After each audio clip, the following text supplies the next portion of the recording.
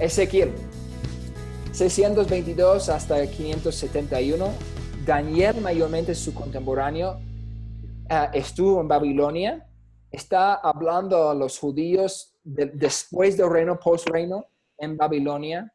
Y está profetizando durante el exilio. Fue uno de los primeros en ser llevados. Por eso, muchos piensan también que vino de un trasfondo aristócrata. Él, muchos de los villanos, los poblanos, los campesinos que no tenían mucha influencia o recursos para levantarse en contra de Babilonia, ellos fueron dejados para atender a los campos. Muchos de la gente muy influyente fue asesinado porque fue una amenaza a Babilonia. Muchos fueron dispersos a través de Babilonia, sus lugares diferentes, para no poder reunirse de nuevo y levantarse en contra. Y muchos de ellos también eran gente aristócrata. Había una estrategia en eso, entonces por eso muchos creen que Ezequiel también vino de una familia aristócrata porque fue llevado. Él habla mucho del exilio de Judá, profecías y visiones de juicio contra Israel y Judá. Muchos de sus primeros capítulos, 1 a 24. Profecías y visiones de juicio contra las naciones también, ahí está de nuevo. Y después aquí volvemos, la salida, profecía de consuelo para Israel y Judá, capítulos 33 a 48. Entonces vemos también ese plan de redención en Ezequiel. Abdías, siglo 8, tal vez 605 a 586, que es el exilio de Judá. Profetas contemporáneos, Eliseo tal vez o Jeremías más probable. Eliseo es mucho más antes. Hay muchas personas que creen que tal vez fue durante el tiempo de Eliseo o de Jeremías por referencias en su libro. Él viene del reino del sur de Judá y él habla mucho a Edom. Hay una referencia, un paralelo de Jeremías 49 y Abdías, versículos 1 a 9. No pongo capítulos porque Abdías es un solo libro, es el libro más corto de la Biblia. Entonces no pongo capítulos, solo pongo versículos. Pero relacionan una alta posibilidad de ataques de Babilonia en Jerusalén. Por eso es más probable que estuvo durante 605 a 586 o hasta el exilio de Judá en vez de Eliseo, pero hay una posibilidad que fue durante Eliseo también. Sin embargo, el tiempo no es más importante, es la literatura. Por esto la clase es literatura del Antiguo Testamento, el contenido. Él habla mayormente de la destrucción de Edom. Ira de Dios en Edom por su orgullo. El día del Señor también, hablando de juicio de las naciones y el establecimiento del reino de Dios. Noten aquí, las salidas, el consuelo, las promesas, siempre son para Israel y Judá, o Israel o Judá. Pero solo hay juicios de las naciones. ¿Por qué? Porque aquí tenemos naciones que no querían arrepentirse para Dios. Lo mismo, hay un paralelo de eso para la iglesia, o si estás dentro del plan de Dios o estás fuera del plan de Dios. En el Antiguo Testamento aquí vemos que las naciones están fuera del plan de Dios y escogen ser fuera del plan de Dios. E Israel sigue. La idea se desvía pero vuelve, se desvía y vuelve. Y hay promesa cuando vuelven. Es muy, muy semejante para nosotros en la iglesia hoy. Daniel, un libro muy popular porque hay mucha literatura apocalíptica. Aproximadamente 620 a 538. Su contemporáneo Ezequiel, Babilonia. El post-reino, ahora estamos en el exilio, ya está Daniel se levanta a ser un asesor en los reinos en Babilonia. Está hablando mayormente a los judíos en Babilonia. Su referencia histórico es durante el exilio, fue uno de los primeros en ser llevados también y vino también de un trasfondo aristócrata. Por eso él es de una familia rica o tal vez parte de una familia de sangre real. Habla mayormente su tema común, si tengo que condensarlo en algo, es la soberanía de Dios. Dios siempre gana. El trasfondo histórico, habla un poco de eso en el capítulo 1. Las profecías de los destinos de las naciones, Vemos eso, está hablando de tiempo apocalíptico también. Daniel está hablando más allá, pero tal vez no se da cuenta en comparación a los otros profetas. Y profecías de los destinos de Israel. Y vemos hasta también cosas que se conectan con las imágenes de Daniel y las imágenes en Apocalipsis. Ageo, no tengan miedo, hay clases de profetas mayores, profetas menores, Daniel también. Entonces, no tengan miedo que no hay tiempo para profundizarnos en cada uno de estos. Por eso estoy haciendo un panorama de los profetas. Aproximadamente 520 es cuando Ageo escribe. Ya estamos llegando más cerca a Cristo ahora, el siglo VI. Su profeta contemporáneo es Zacarías. Él estuvo en Babilonia, post-exilio, después del exilio a Babilonia. Está hablando de los judíos en Babilonia durante el reino de Darío en Babilonia. Después del exilio, bajo el liderazgo de Zorobabel y Esdras para la reconstrucción del templo. Ahora hay gente que está retornando a Jerusalén y él está hablando a ese pueblo. Él mayormente trata del concepto de desobediencia y obediencia. La idea es que, oigan chicos, ¿se acuerdan lo que pasó cuando desobedecemos a Dios? Fuimos exiliados. Entonces, ahora que estamos retornando, tenemos una segunda chance, una segunda oportunidad. Hay que obedecer a Jehová, no lo desobedezcan.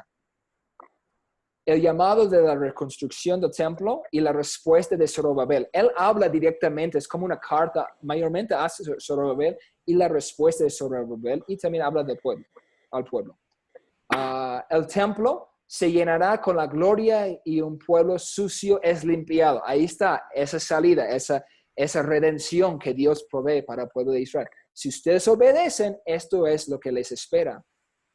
Es una promesa para Zorobabel y un juicio para las naciones. Ahí está ese juicio de nuevo. No hay salida para las naciones aquí, pero hay salida si el pueblo de Dios retorne. Zorobabel, guía al pueblo de Dios. Zorobabel, hay que recordar, ya no hay reyes, es un gobernador.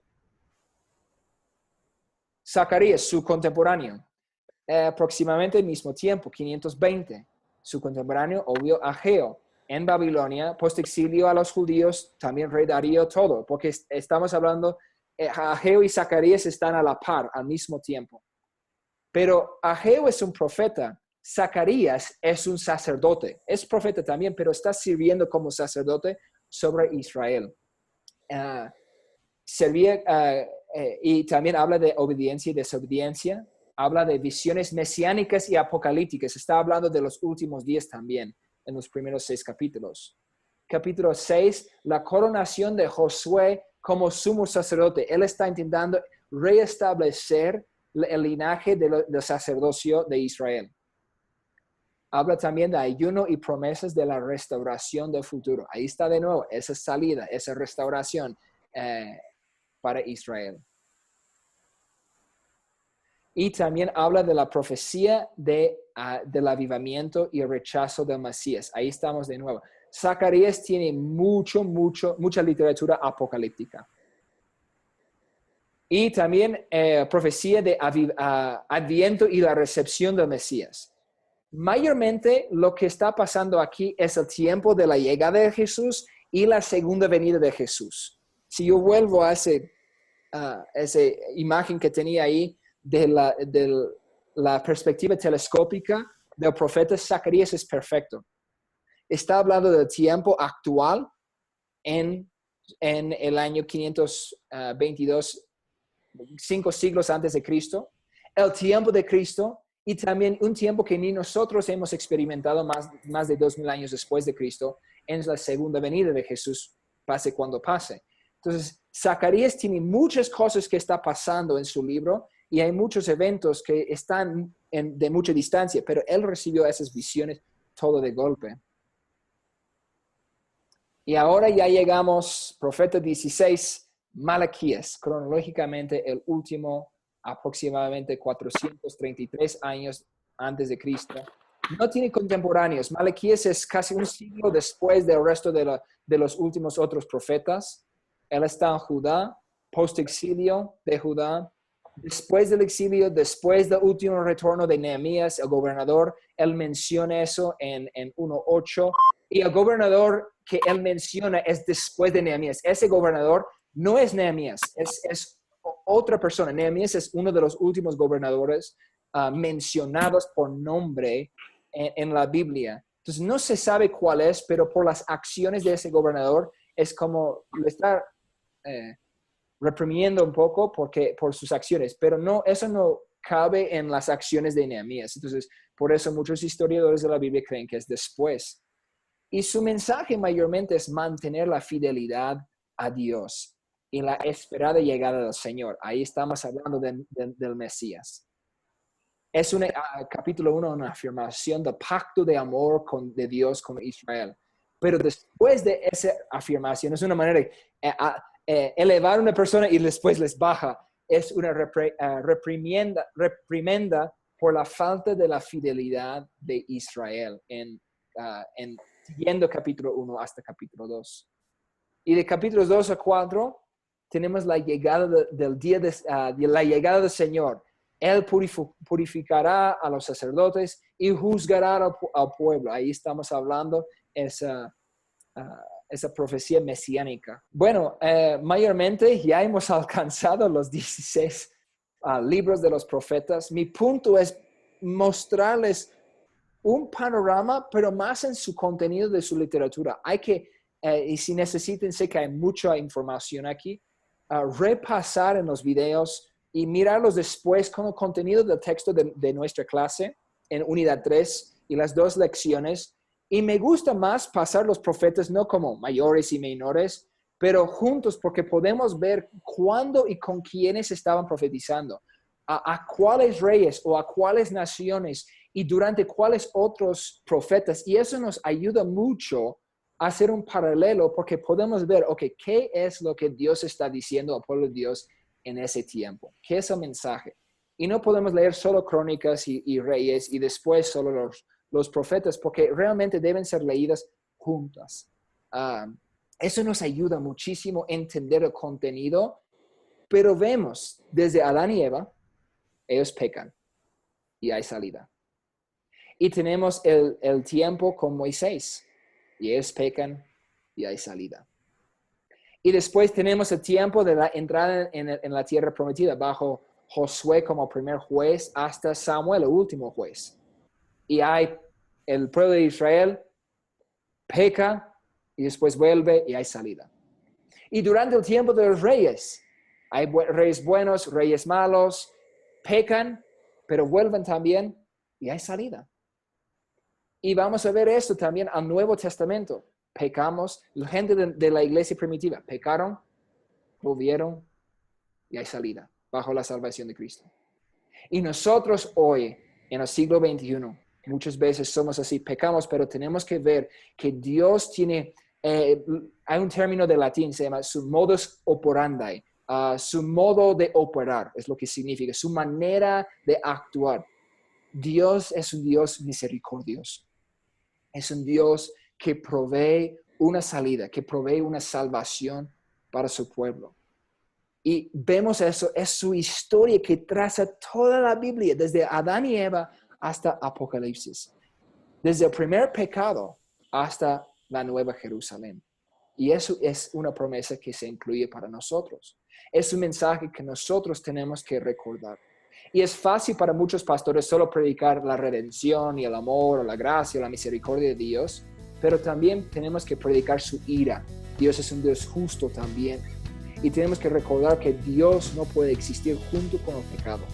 Y la literatura recalca ese tema una y otra vez a través de todos los profetas que están profetizando a la vez, pero durante de su contexto histórico que vemos en Segundo de Reyes y Segundo de Crónicas también.